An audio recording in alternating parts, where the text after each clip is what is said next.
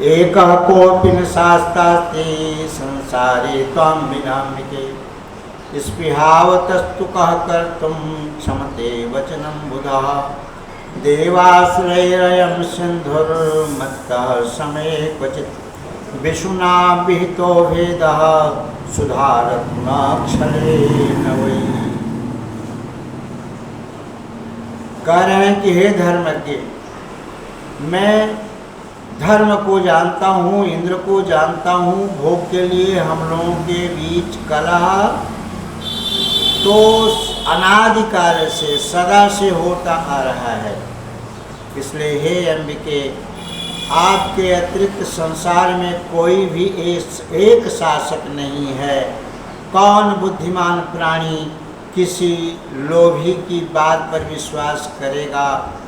किसी समय की बात है, देवताओं और असुरों ने मिलकर इस समुद्र का मंथन किया, किंतु विष्णु ने अमृत रत्न के विभाजन में छल पूर्वक देवताओं को और असुरों में भेदभाव किया।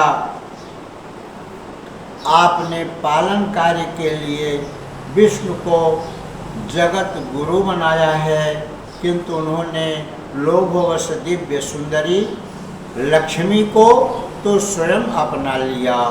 उसी प्रकार विष्णु की ही इच्छा से इंद्र ने ऐरावत हाथी, पारिजात, कामधेनु तथा उच्चैःश्रवाः घोड़े को ले लिया तथा अन्य देवताओं ने शेष सब कुछ ग्रहण कर लिया। इस प्रकार अन्याय करके देवता साधु बन गए।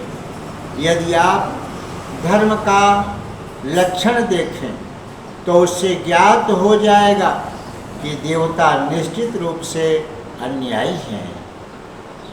महाभिमानी विष्णु ने ऐसे अन्यायी देवताओं को उच्च स्थानों पर प्रतिष्ठित कर दिया। इसके विपरीत दैत्यगण पराभूत हुए। अब आप ही धर्म का लक्षण देख लीजिए, धर्म कहाँ है।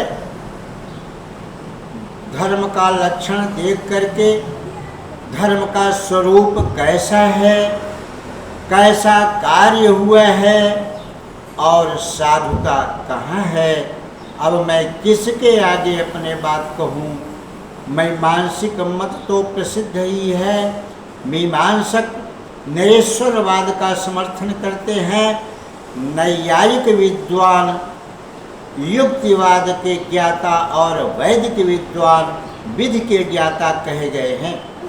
कुछ लोग विश्व को सकर्तृक मानते हैं, उनमें कुछ लोग विश्व का रचयिता पुरुष को और कुछ लोग प्रकृति को बताते हैं। जड़वादी लोग इससे विपरीत प्रकार की बात करते हैं। यदि इस विस्तृत संसार में कोई एक कर्ता होता तो एक ही कर्म के विषय में लोगों में परस्पर विरोध कैसे होता। वेद में एक मत नहीं है।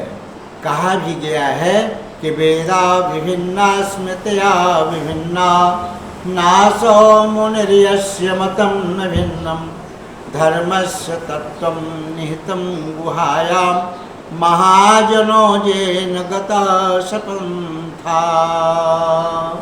वेद में एक मत नहीं है। और उसी प्रकार शास्त्रों में भी मतैक्य नहीं है। उन वेदों के वचन में भी एक वाक्यता नहीं है, क्योंकि यह समस्त अस्थावर जंगमात्मक जगत ही स्वार्थपरायण है। संसार में कोई भी न तो निष्क्रिय हुआ है और न होगा। चंद्रमा ने जानबूझ करके अपने गुरु बृहस्पति की भार्या का बलपूर्वक हरण कर लिया। उसी प्रकार धर्म का निर्णय जानते हुए भी इंद्र ने महर्षि गौतम की पत्नी के साथ अनाचार किया।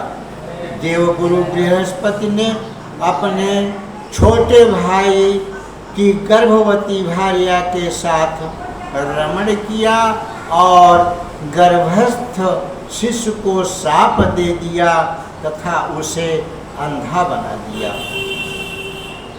हे अंबिके, सत्व समस्त होते हुए भी विष्णु ने बलपूर्वक सुदर्शन चक्र से निरपराध राहु का सिर काट लिया।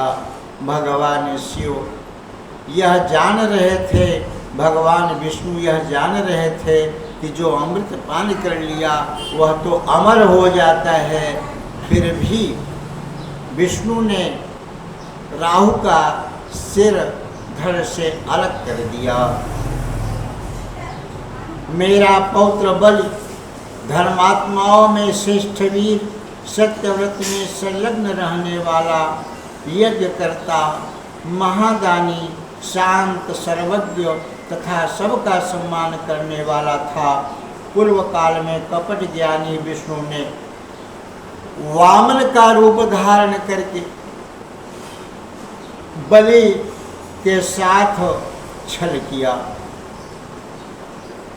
उस बलि के साथ छल किया और इतना ही नहीं, उसका सारा राज छीन लिया।